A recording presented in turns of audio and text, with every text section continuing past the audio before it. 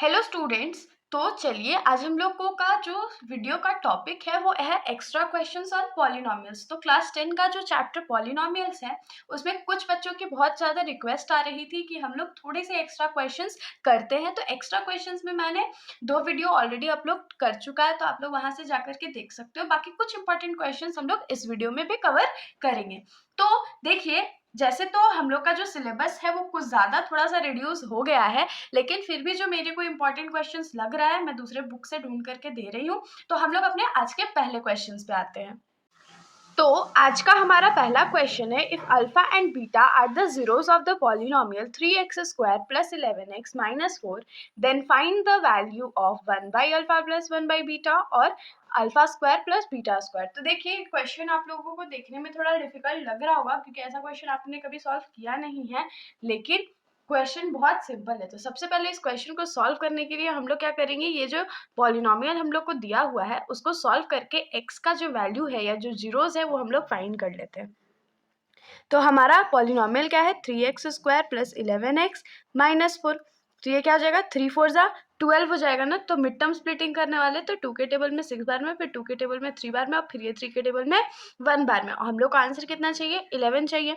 तो देखिए, ये तो बहुत कॉमन सेंस वाली बात थी कि 2 2 जा 4 होता है और 4 3 जा 12 होता है। अगर ये तीनों को हम लोग मल्टीप्लाई करते और 12 में से 1 को माइनस कर दे तो 11 आ जाएगा ना।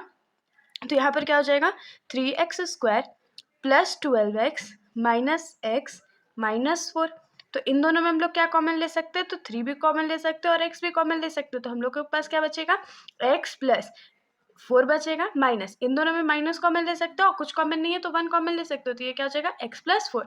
तो देखिए, हमारा जो दोनों ब्रैकेट है वो सेम आया है, मतलब कि हम लोग मिड टर्म स्प्लिटिंग एकदम सही किए हैं। तो ये हमारा दोनों ब्रैकेट आ गया। तो अब हम लोग क्या करते हैं कि लेट x + 4 = 0 ले लेते हैं एंड 3x - 1 = भी 0 ले लेते हैं। तो यहाँ से x का वैल्यू हम लोग को क्या मिलेगा, -4 मिलेगा, और यहाँ से x का वैल्यू हम लोग को क्या मिलेगा, तो 1/3 मिलेगा। तो हम लोग क्या करेंगे, लेट अल्फा = -4 एंड बीटा = 1/3, यही हो सकता है। अब इसके अंदर हमारा जो पहला क्वेश्चन था वो क्या था, 1/अल्फा + 1/बीटा का वैल्यू। तो हम लोग वैल्यू पुट कर देते हैं।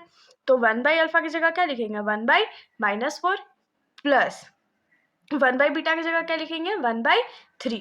तो 1/3 है ना, तो ये माइनस ऊपर चला जाएगा तो -1/4 हो जाएगा, प्लस जब ऐसा क्वेश्चन हो तो ये जो नीचे वाला वैल्यू होता है वो ऊपर चला जाता है, मतलब कि जो सबसे लास्ट डिनोमिनेटर है वो ऊपर चला जाता है। तो ये क्या हो जाएगा, +3/1। तो इसको कैसे सॉल्व करेंगे, 4 1 जा 4, 1 × 1 1, और माइनस था तो माइनस, प्लस है तो प्लस, 4 3 जा 12। तो यहाँ पर हम लोग का आंसर क्या बचेगा, 11/4। ये हमारा आंसर हो गया।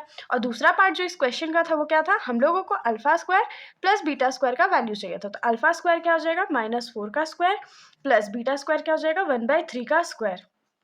तो ये क्या हो जाएगा, 16 प्लस 1/9। 1/9 क्यों, क्योंकि 1 का स्क्वायर 1 होता है और 3 का स्क्वायर 9 होता है। तो यहाँ से हम लोगों को क्या मिलेगा, अगर हम लोग इसको सॉल्व कर ले तो क्या हो जाएगा, 9 1 जा 9, 16 9 जा कितना होता है, तो 16 9 जा 144 प्लस 1 1 जा 1। तो ये क्या हो जाएगा, 145/9, और ये हमारा आंसर हो जाएगा। तो ऐसा जो क्वेश्चन है वो बहुत सिंपल होता है, बस जो बच्चे कॉमन सेंस में लगा लेंगे, जिन्होंने बेसिक से पढ़ा हुआ है, उनको ये तुरंत समझ में आ जाएगा। तो क्वेश्चन बहुत इजी था। तो चलिए, इस टाइप के जो डिफिकल्ट क्वेश्चन थे वो मैंने बहुत ढूंढा है, तो मेरे को तो कुछ इतना ही क्वेश्चन मिले। अगर आप लोगों को कोई डाउट हो तो आप लोग कमेंट सेक्शन में बता दीजिएगा। उसके बाद हम लोग क्या करते हैं ना, मैं आप लोगों को 2-4 क्वेश्चन और ऐसा ढूंढ करके अभी दे देती हूँ ताकि आप लोग उसको घर में सॉल्व कर सको।